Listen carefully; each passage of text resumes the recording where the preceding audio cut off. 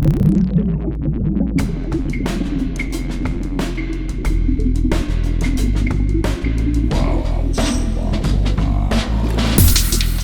listening to ArTEEtude, a podcast with artists created and produced by Detlef Schlich, a visual artist and ritual designer, living and loving in West Cork, and best known for his essay about the cause and effect of shamanism, art and digital culture.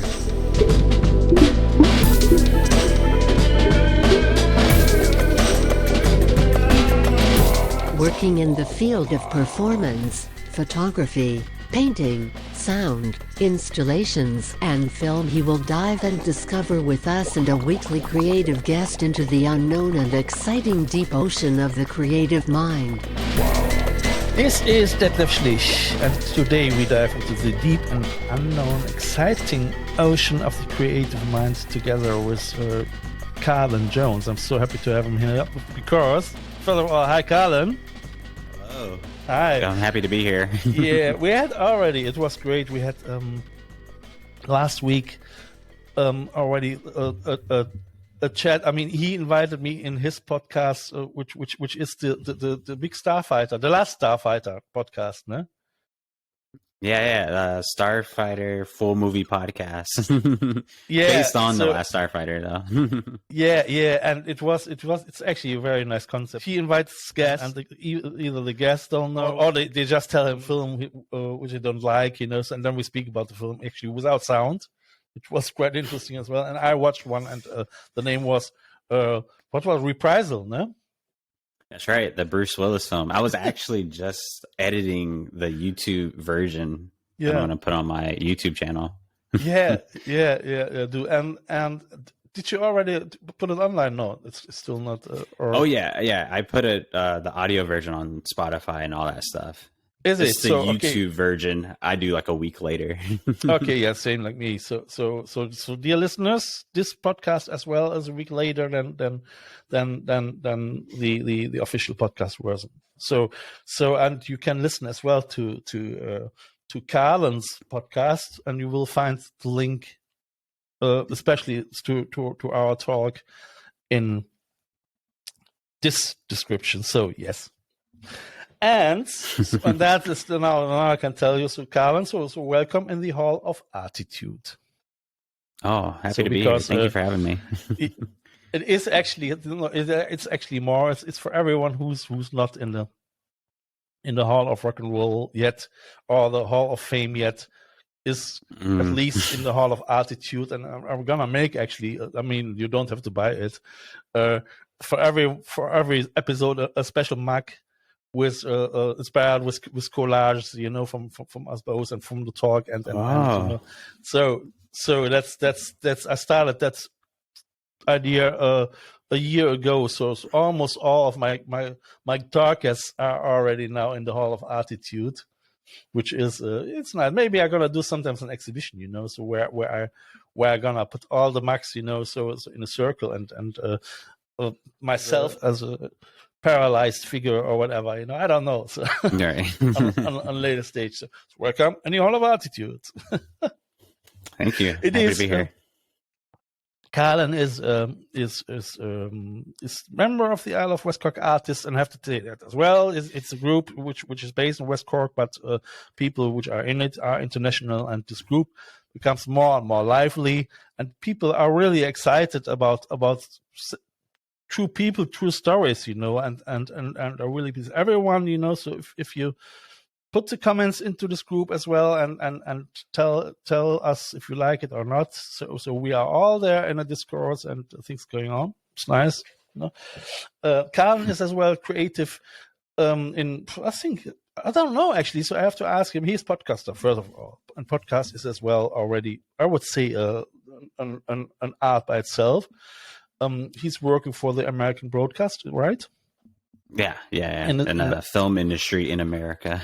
in America, as mainly basically as a light setter, no? Or yeah, basically, yeah.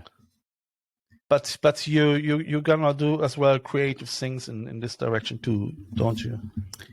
Yeah. So a lot of creative things we can do, especially in terms of just setting up lights, how it's set, and what to do to the lights to make it all different colors and all the effects that you can imagine in a movie is pretty much what I do. Which is, we will come to that in the second episode, which is very creative because you can do a lot of things wrong, you know. So, for instance, like that. Absolutely.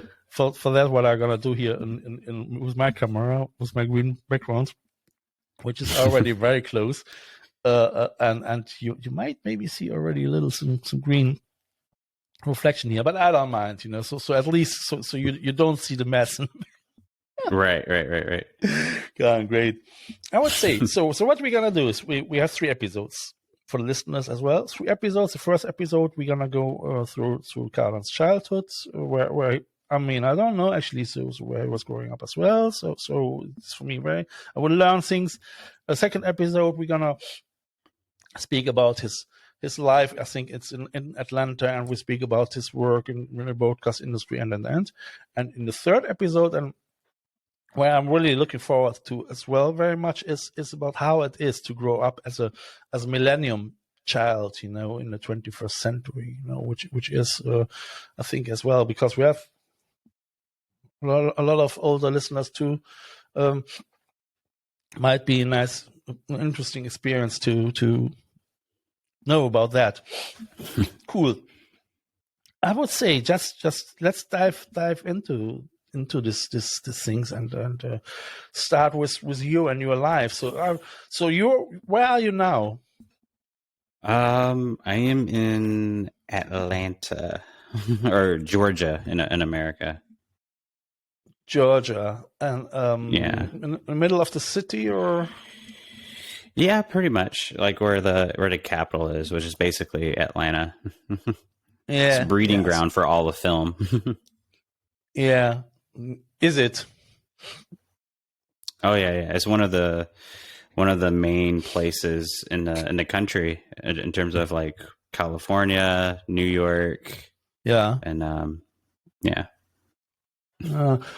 And are you born in Atlanta or? I was born out in California, but pretty much raised out here.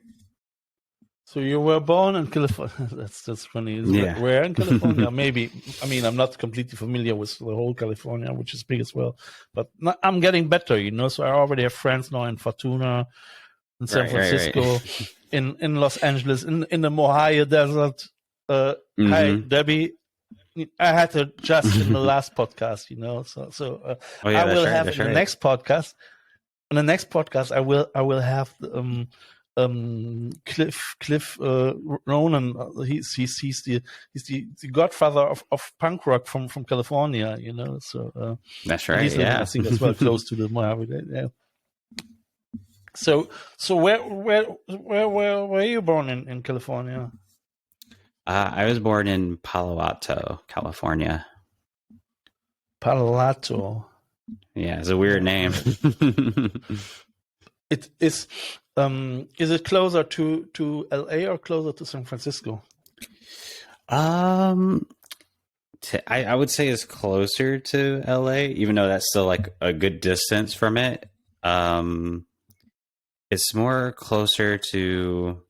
There's like a really famous university over there called Stanford. It's like closer to Stanford. Yeah, that's quite familiar. This name. So it sounds very Spanish as well. The city, place. I guess so. I was only born there, and then after like 6 months, moved out to Already Georgia. To Atlanta, to Georgia. Yeah. So how far is it apart from California? Yeah. Pretty far, but yeah, I love it out here. Wouldn't change it. I can imagine that. I can imagine that. But I mean, so your parents they are original from California. No, my parents are originally from Louisiana. Okay, which is like around like 8 to 9 hours away from Georgia, and yeah. and then when they've met in college and fell in love, they end up moving out all the way to California. Well, you know what? My mom is from California, but she went to school in Louisiana and met my dad, and then they both moved back over to California. All right, and they liked it there. But I mean, so if you say you say you are 28 now, aren't you, Owen? I'm 27. I turned 28 in like 12 days. So they probably had to move because they for work moved to Atlanta. Yeah. Me and my brother. I have an older brother too. Okay, all right. So you don't probably you're not familiar with California at all. Not really. I have been out there a few times in the past, but Yeah. never like had enough time to hang out there. It was usually always for something family related. It is very interesting though, because of the gold rush and now the new gold rush, you know, the gold rush of data, which used to be the original gold rush from San Francisco, then later on in Los Angeles, you know. And I just started the book called The Quartz of the Future, you know. And it's about the history of Los Angeles, you know, and it's quite. I just started. It's unbelievable. I mean, if you imagine that they started just with 40 people there, you know, and it was just a little Spanish Mexican village, you know, in the middle of nowhere, you know. I mean, it's and it's amazing how how this huge industrial film industry start to develop, you know. I mean, I'm quite interested in media archaeology, you know. Oh yeah, same here. And this is actually somehow for me it's still a huge example how society developed, because we all a medium, aren't we? We all somehow send and receive, you know. Yeah, right. So but however, so we're not in California anymore. We're then going to Atlanta. So you start your life in Atlanta. There where you are now, in the city, or did you live on the countryside? No, just in the city. So you went to the elementary school in the city. Yeah, I went to elementary school. I went to like a few different elementary schools, and then How was pretty it? much. I mean, it was fine. I think when I was younger, I was definitely like a problem child. Why? I have no idea why. I think I had a temper problem, and I don't know. Like looking back at it, I don't know what was wrong with me. I totally grew out of it though, and people describe me as like the nicest human being ever. Yeah, I can imagine that. The temper. How did you were getting involved in fights or what as a youngster? Oh no, never any fights. Probably just super destructive in class, like always speaking out and talking back to the class teacher. Clown. Yeah, class clown. Definitely, most definitely, yeah. Yeah, to impress the girls. Yeah. Well, I guess, yeah. I mean, I must say that reminds me from something because I mean I was actually so. I mean my class teacher, she liked me and I was never really interrupting, but I loved it to be as well the class clown, you know. But I always found probably a way which was so balanced that nobody really was sending me out of the class, you know, because the teacher had to laugh as well, you know. Right. So, Yeah. But all the things, this getting distracted from the lessons. I know that as well. It's still nowadays. Sometimes I really think so. I probably have as well. I'm on the spectrum. Yeah, the ADHD. Yeah, because it was if it comes to learning things, it was for me a torture, you know, just to stick to a thing where I found it is so abstract that I I couldn't get into, So, Mm-hmm. and I mean, yeah. that probably brings you subsequently as well already into this situation that you're not interested to listen, isn't it? This is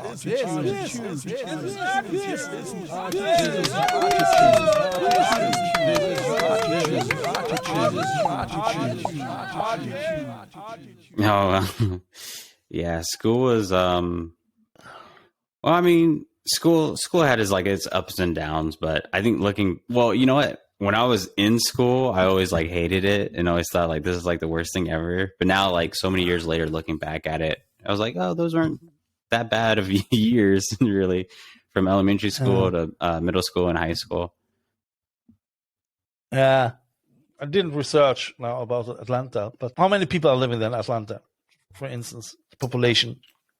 If you know it, a lot. I have no idea, but it's a lot. And there's so many tourists that come in and out every single day. Do you think it's a safe place?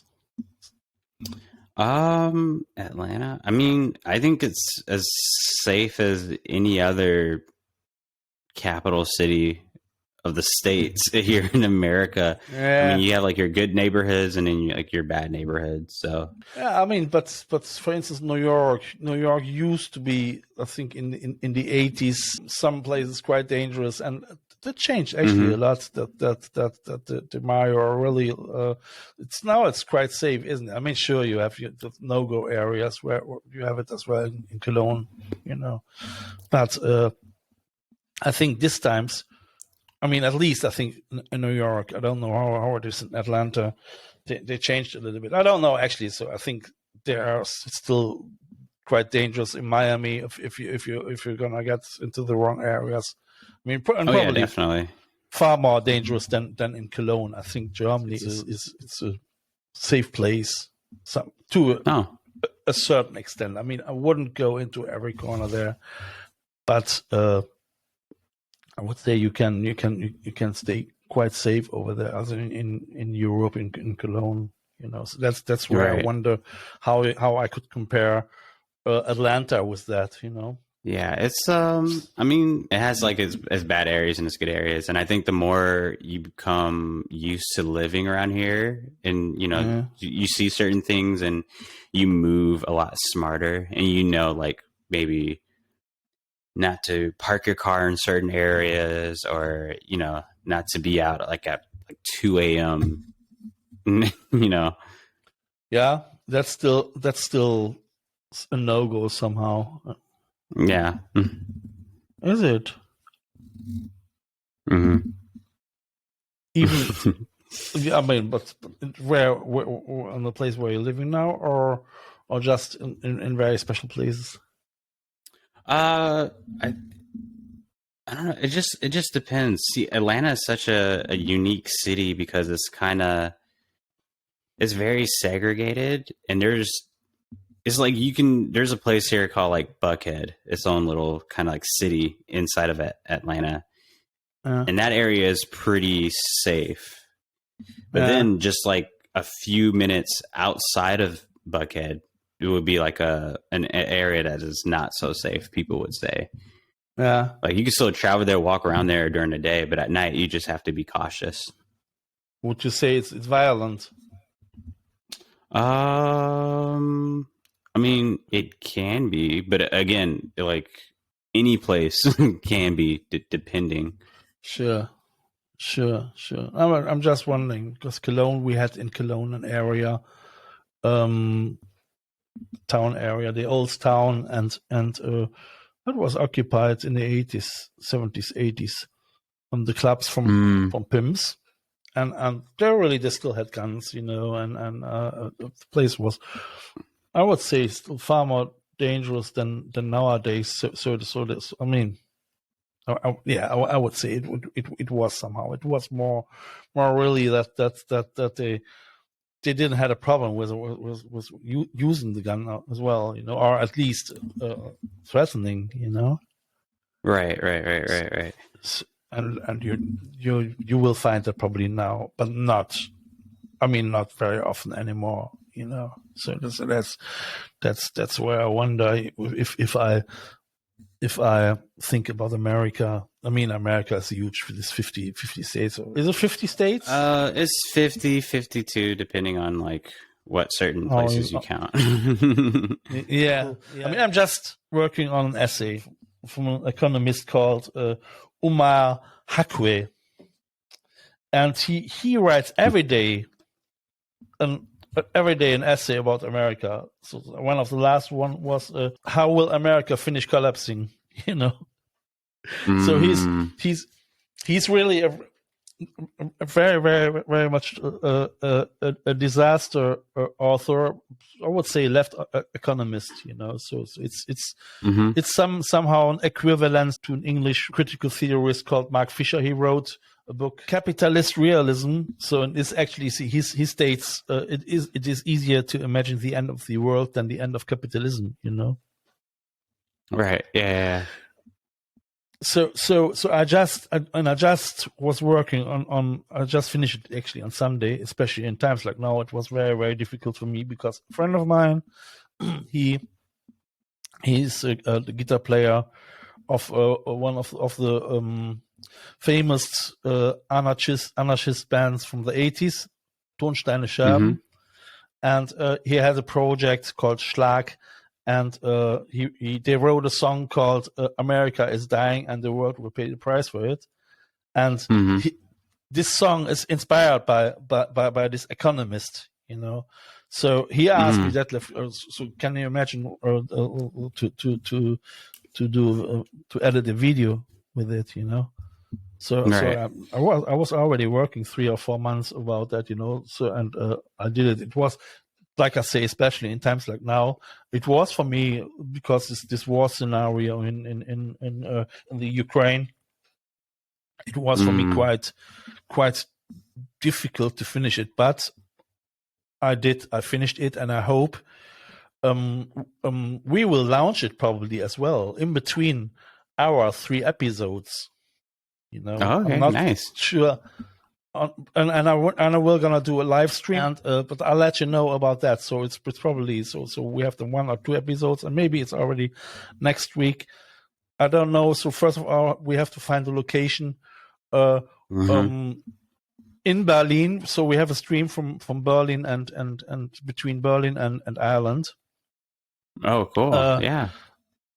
But we have to find a proper location with Wi-Fi. You know, I mean, believe it or not, the pubs there, they still don't have Wi-Fi. You know.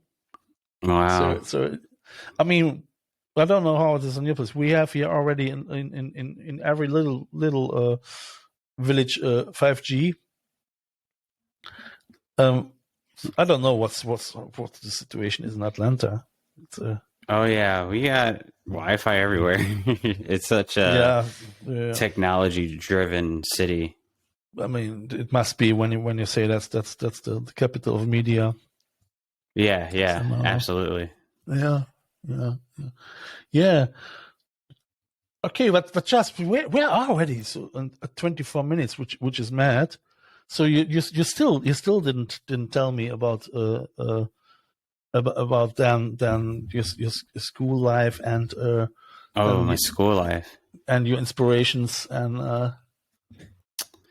I think my school life, I mean, I grew up just being, I think like you said, the class clown, like just being the funny guy in class, and then growing up, I think some of the best memories in my childhood was just watching movies with my brother. We would just stay up every single night and just watch movies with a bowl of popcorn and just like cups of just ice, like honestly, just ice, and we just eat the ice. Yeah. And we would watch all movies from, we would watch all movies from like Disney movies, kid movies, to all the way to like rated R movies and stuff like that. So that was really fun, and I definitely gained a love for film and media through that, and just growing up watching TV shows. Did you make your homework? Probably not. You said, did I make my homework for school? Yes. Sorry for asking. Oh Yeah, I was like an average student. I mean, Yeah. from the start of 7th grade, I never missed a day of school since then. Yeah. Yeah. So yeah, I was just an average student. Didn't necessarily have Yeah. like honor roll grades, but didn't have like bad grades either. Pretty Okay. average. So you finished your school and you immediately jumped into the water of work, or did you study some stuff for Yeah. your? Yeah, after high school, I went to study television broadcasting, which is kind of like the news side of television, kind of like news and live sports, all that fun stuff. And I met a group of friends that Yeah. that I would say creatively challenged me, inspired me to just to do more, because the school I went to was really cool and they had a lot of resources and stuff like that. But Well, how many years have you studied in this genre? like Years. 2 to 3 years, 2 to 3 years. So it was like a trade school in a sense. And did you have to pay for it, or? Oh yeah. I paid for it, and then but yeah, if you're not like on your toes looking for any opportunity, then the years can go by you pretty fast. And then there's a lot of people who just kind of end up not being able to work in the industry because they don't have experience and stuff like that. So yeah, you have to be on your toes, which the group of people I was with definitely motivated me and to do so. So then after I graduated from there, I started a friend was doing a TV pilot, and I begged her to let me be a part of it, to do lighting and stuff like that, because I always found lighting in movies very fascinating.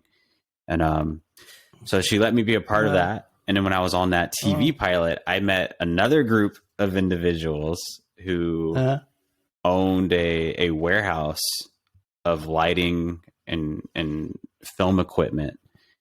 And and then from that day on, I always stick by them and close to them to get jobs and stuff like that. And it's all right. Okay, so that's cool. I mean, I would say so. This is maybe a good point where for where we can go into the next episode. Like what you hear so far? Make sure you never miss a show by clicking the subscribe button now. This podcast is made possible by listeners like you. Thank you for your support. Now back to the show. And we have already half an hour. I mean, that's nothing, So it's really time flies, always the same. Oh yeah. That's quite cool. And I would say, dear listeners, you see that if I mean, I think the secret in that, what if you want to do something and if you have the chance to do it, it's you have to find a good bunch, And I think that's the magic, isn't it? I mean, if you have solidarity and empathy somehow, So I would say everyone as well, So if you see people who are really interested in things, get them on board, So I think it's nice to have a good bunch of people who are gonna work together. Yeah, absolutely. And working together and instead setting up the competition, So absolutely. On that note, I would say, I would just, dear listeners, you will find Karlan's Instagram account. It's I think on Instagram it's Karlan Jones, isn't it? It's Starfighter Reviews. Okay, yeah. So let's add Starfighter Reviews on Instagram. Facebook, it's Karlan Jones, no? Yeah. It is it, but I think you're not often on Facebook, aren't you? So I don't know if you answer friend requests or Oh yeah, you I thought I did yeah. because I messaged you on there. Yeah. So, or like I say, you're gonna come to I Love West Cork Artists, where actually every one of our podcast guys is in as well, and it's quite lively group. You can come over there as well if you want to support this podcast. You can go to ArTEEtude.com, which is my website, where you'll find either the podcast or as well my artwork or all the guests. If you fancy, for instance, an Irish coffee with Karlan Jones&Detlef Schlich, you can buy the mug as well. So, Absolutely. so and yeah, but all that you will find in the description, in the podcast links on Apple or Spotify or wherever. So, Karlan, do you want to add anything on in the first episode? To add, I mean, just like you said before, if anyone wants to get into anything, I think it's very important to find a group of individuals you, I guess, click with, or you kind of have some type of chemistry with, because it can really help you along the way of staying motivated, staying focused, and achieving your dreams. Yeah. Thank you very much, Karlan. Thank you for having you here on my show, and I would say I'll see you next Sunday at 10 a.m. Early confession. I'll see you Bye. then. Bye. Later. Yeah. You have listened to ArTEEtude, West Cork's first art, fashion, and design podcast. ArTEEtude, never so close again. That was too close.